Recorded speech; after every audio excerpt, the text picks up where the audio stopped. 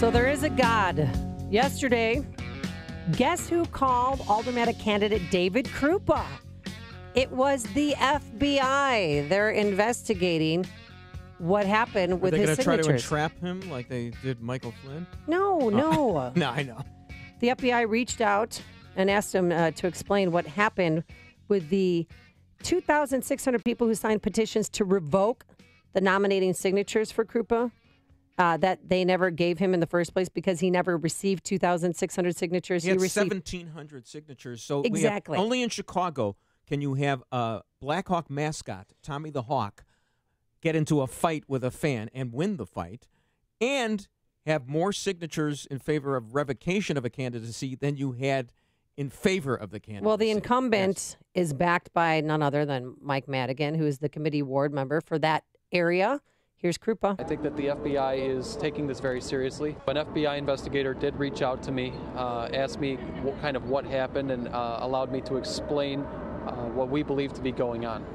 I am encouraged. I think that knowing that the FBI reached out to me, it means that somebody's listening and somebody is taking this matter seriously, which it needs to be taken seriously. And maybe, just maybe, this could be the beginning of the end of the machine, Mike Madigan. And with that, let's go to State Rep Jeanne Ives, who is supporting and announced this week, just a few days ago, that she is backing David Krupa in his bid to be the next alderman of that ward. Good morning, Jeanne. How are you? Good morning. I'm good. So does this give you any hope that maybe, just maybe, the feds might inch closer to Mike Madigan? Oh, yeah. I'm very excited about this newest development that the FBI is actually looking into the Chicago crime family, which would be Madigan and his friends. So I have a lot of hope that maybe, 2,600 people plus get prosecuted for filing false affidavits. So, Jeanne, first of all, hello. I haven't talked to you in a long time. Yeah. So, hello, Bruce. I hope you supported her for governor. Well, we had lunch together once. I'm sorry, Jeanne. Yeah. It was my condolences. So, anyway, so we've got the 13th ward now. We got the 14th ward with Burke. Rahm is now a de facto Republican. I think he's the de facto leader of the Republican Party because he's in favor of a constitutional amendment. Things are breaking our way, Jeanne, and it's all thanks to the campaign that you ran against Bruce Rauner. I can't take credit for the FBI's activity, but look, it's the Democrats they're investigating. It's great. Yeah, but it needs to happen. There's more investigations that need to happen. We still know that Frank Martino's under federal investigation for his, fraudulent election work that he's done. So I'm excited about this latest thing, and I appreciate the David stepping up and going forward with the challenge and not being intimidated and doing what needs to be done. And I think everybody in the state should send him $10 to, keep this party going. Yeah, and since you announced that you're backing him, he has received a number of donations. And where could we go to donate and help him? The easiest place is to go to davidkrupa.com. It's his website, and you can donate there online. All right. Now, a few days ago, I think it was last week, Governor Rauner came out and admitted what I had known for a long time because I had known somebody that he offered his position to. He went out and reached out to 4 people, Bruce, to say, hey, will you get on the ballot, because he knew he was going to lose. Bruce Rauner, in his final month as governor, revealed in an exclusive interview that he tried to convince 2 men and 2 women to run in his place this election cycle. You recruited 4 people to run for what would have been your second term. That's correct. Yep. Wow. And I said, I'll step aside. I'll give you huge financial resources. You run for governor. I'll support you. You have as good or better chance to get elected than me. All 4 of them said no. Too tough, too unlikely, too difficult. So, Jeanne, why did you say no when Rauner asked you to step in his place? What? No, look, first of all, that's what's so stupid. I mean, he doesn't even understand process. It wasn't his sort of election seat to give away. He doesn't make that decision. And I just find this so pathetic. It's just embarrassing for Republicans statewide that this guy ever had such a powerful position in our party. Well, it's just fraudulent, too. I mean, the fact that, because I know he was offering somebody that I know $5 to $10 million to take it. Like, here, just take this, and I will support you. I'll go down the campaign trail with you. And it's so disappointing because I wanted you to win so badly.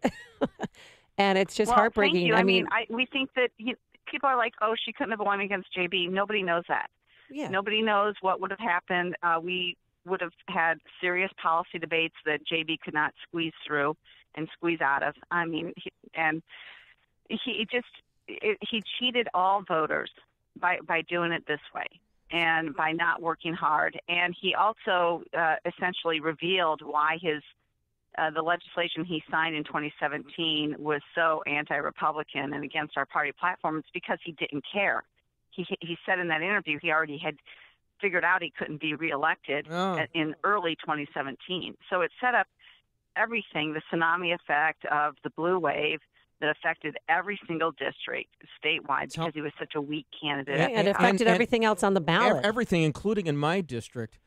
I mean, I have to confess, I've only been interested in politics in a peripheral manner the last couple of years because if I'm not making money off it as a talk show host, I don't pay that much attention. You should always be paying attention regardless. I got the New York Times crossword puzzle to fill out and Words with Friends. I got other things to do. But I go into the booth and I vote for Randy Hultgren, and I think he's going to win because, how can you lose in that district?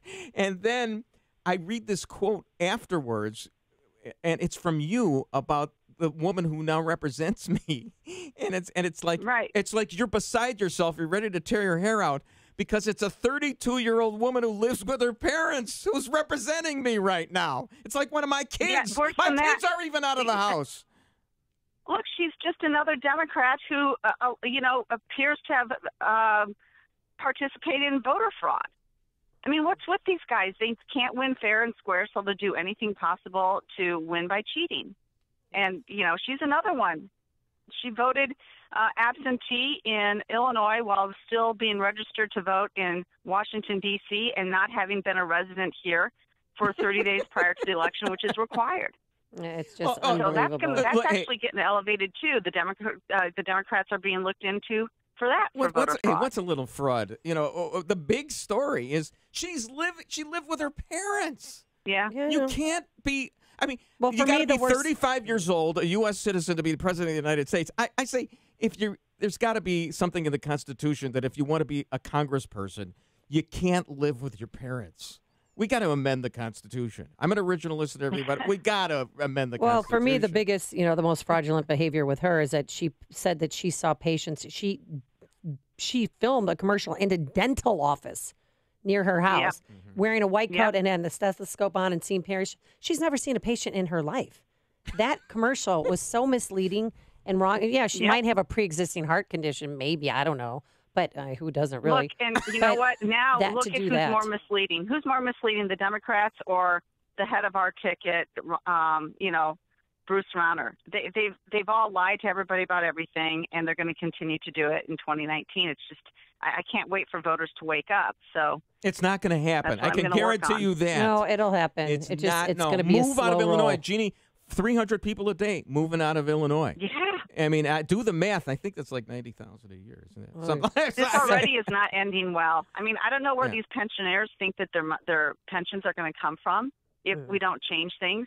We couldn't be more anti-business in this state. And the Democrats have, they flunk every single scorecard when business rates their votes. Every single Democrat has a failing grade. We're going to tax the millionaires.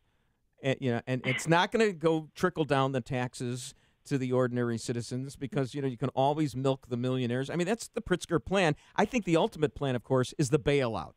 The next Democratic administration that comes in will bail out Illinois. It's got to be that way. Even though you got Rahm right now that he's out of politics, he's suggesting a constitutional amendment. Well, he's finally addressing the pension deficit. Where was he when he was the mayor of the city of Chicago? Because it wasn't convenient for him. He didn't want to lose constituents. Jeanne, I wanted to ask you about the fundraising referendum that was rejected in November by voters in Hinsdale because now they're saying they're threatening the kids with canceling football, swimming, and wrestling. Listen to this kid that has been brainwashed.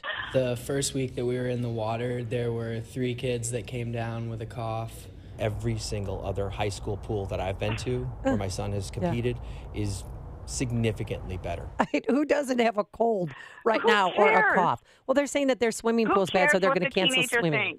I know, but they're the Who ones cares that are. what the teenagers They're think? going to go. They're good grassroots. They're going to go door to door and try to get people to vote for this new referendum, $130 million ballot measure on April 2nd. So they're using the scare tactic to say we're going to take away your sports if you don't give us what we want. Look, the Red Devils need to get a little devilish about all this, quite frankly. I mean, my oldest son competed against Hinsdale Central in football. I mean, they were one of the top teams to beat. We were thrilled when we beat them in the 2009, which set up an undefeated season for us. And here I am bragging about football, but in my kids. Let's do it. I love it. That's what it's about. Come on, give me a break. This is really important stuff to kids, not to mention every one of these administrators will tell you, well, we have to support the whole child. We need to develop the whole child. These activities they're all important, except when they're going to, dip into the budget, and then there's not going to be enough money for the administrators, and they're highly compensated. Well, I've got a great idea. Which is what this is really about. That's what this is Jeanne, really about. one of our Twitter... They want the money from the referendum so they can spike contracts in the future. Well, what they should do at Hinsdale is what people do in CPS. Certain schools, we pay a student activity fee of $250 to $300 a child so that they could participate in sports. That is enough to pay the coaches. Their athletic that is enough fee, to I looked it up. It's only $115. It's lower than what we pay here in Wheaton. And you know what? We don't have a swimming pool either. We have a co-op team between Wheaton North and Wheaton South, and they practice, I believe, at Wheaton College. I mean, so they can use other community resources for their swim teams, and they can charge more for their athletic fees. And in fact, sports like lacrosse, we paid well over $1,000 a year for our kids to play lacrosse at Wheaton Warrenville South. And you know what?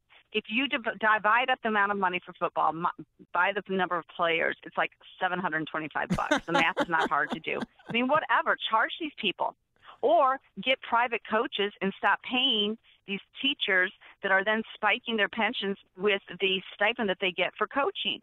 One or the other, but these athletics are very important to kids. Well, it's very. I told him yesterday I would be in jail if I didn't have sports. Jeanne, one of our Twitter followers, Dan Proft, suggested yesterday, I saw that this is how the school districts hold the voters and the programs hostage. It's like when the federal government says they're going to close down during a shutdown the national parks. They take the swimming pools and all these popular programs, the football program, and they say, well, you can't have it anymore. Meanwhile, the compensation packages are north of $200,000 a year for a lot of these people. And it's not just teachers, it's administrators as well. Yeah, but okay, here's the other thing. Did you notice that the announcement of the cuts came like the day after the last day to file to run for school board? Oh. How See, we're so glad we had you on. We're both like, we didn't know. I mean, give me a break, people. So, Jeanne, you're played almost by these teacher unions. That's all that's happening here. So, and these administrators. Yeah. And it's not $130 million either. It's well over $200 million when you include the interest. And they never do that. This is a massive tax increase. What does your future hold? I know you have some dwindling days left in Springfield, and what's next? I haven't really got a formal agreement to do anything with anybody.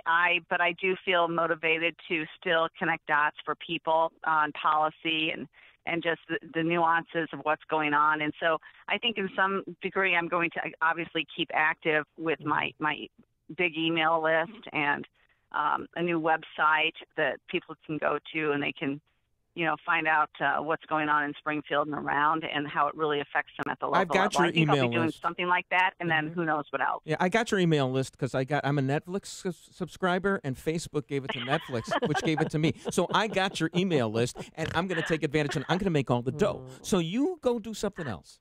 Well, thank you so much, State Rep Jeanne Ives. Thank you for all that you've done for the Republican Party and all that you've done in Springfield, and we will. Let's this do is lunch, not the end for Jeanne. you. Let's we know do that. lunch again. Yeah, let's do lunch, Bruce. Great to hear from you. Okay. Thank you, Amy, for having me on. Yep, happy holidays. And she joined us on our turnkey.pro answer line. It's like a high